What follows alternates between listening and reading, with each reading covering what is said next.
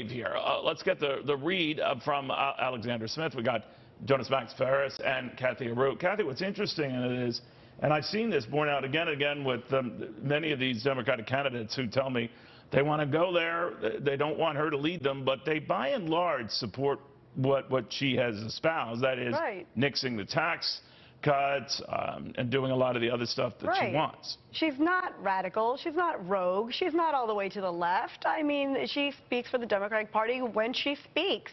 She's always gone. Well, she is all the way to the left. I mean, the question is, do they want her leading that charge? Well, they say no, but they support her causes. They've always supported her. There's 55 that I think that say they don't want her as speaker. But then again, they turn around, and the only thing they can say is, we need new leadership. They can't say one thing against her policy, just we need new leadership. It's like we want a new car, we want the new car smell. But that's it? I mean, there's nothing wrong with our car? All right, it's a valid point. Alexander, they also might want to just try to be taking away an argument from the Republicans, right? That they've made Nancy Pelosi the story. They don't want her to be the story. And I don't think voters should buy it. It's not just on a policy level that these candidates would be supporting the policies of Nancy Pelosi. It's really that they might be actually in support of Nancy Pelosi, but just sort of saying that for the election. We see this because Nancy Pelosi herself said candidates are going to say what they have to say to get elected. If you look at the Ohio special election in the 12th district, Danny O'Connor, the candidate there, vowed over and over and over again, I'm not going to support Nancy Pelosi.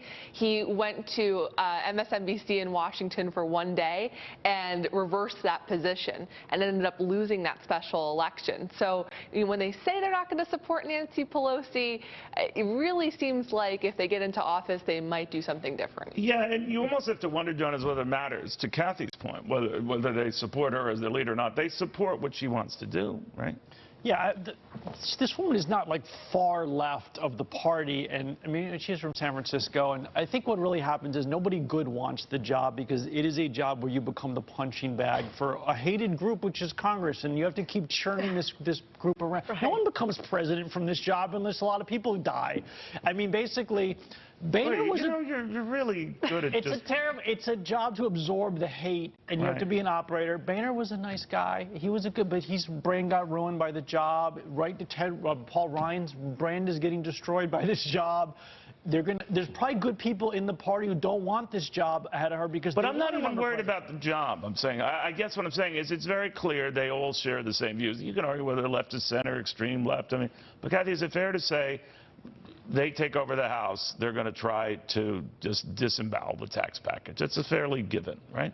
Yep. But whatever happens, Pelosi's going to be with the party, so it doesn't. No, I understand that. I'm not even here to say whether she is or not.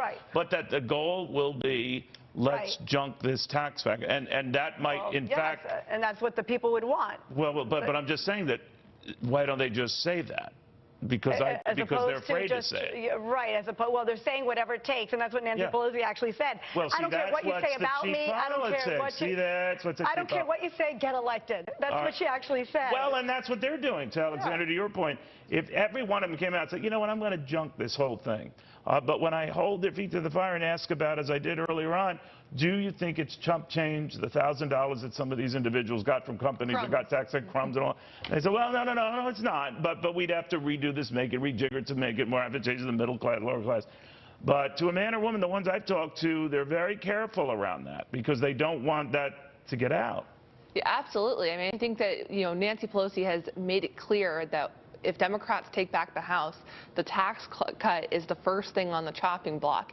And I agree with you that when most voters saw, their paychecks increase this year, when they've seen the bonuses that are being given out by these companies, that's something that they see real value in. And to see Nancy Pelosi and other Democrats devalue that, I think, is a huge liability for them. But I'm going to push back on something that there's no other person in the Democratic Party who wants this job. We've actually seen that there are a couple Democrats who have wanted this job. Someone like Tim Ryan from Ohio, who's definitely more representative of where the country is right now. And he tried for it before. He tried for it before, and the Democratic establishment has effectively neutered his voice.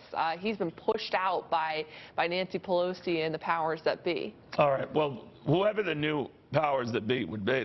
They'd have to be younger, right? I mean, if you want to go, Susan Delbaney from Washington, is a tech savvy, made her own money, not a career politician, was in Microsoft. That's the kind of person who should do it, but that's the kind of person who has a bigger career maybe ahead of her than getting ruined by this job.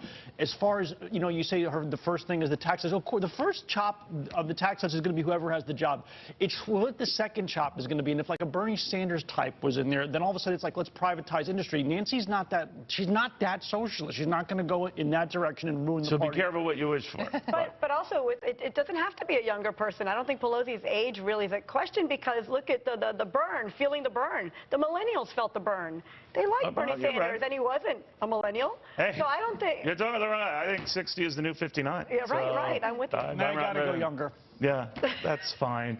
All right, we'll have a lot more on this, all of this, I promise, wrapped up in just a few seconds.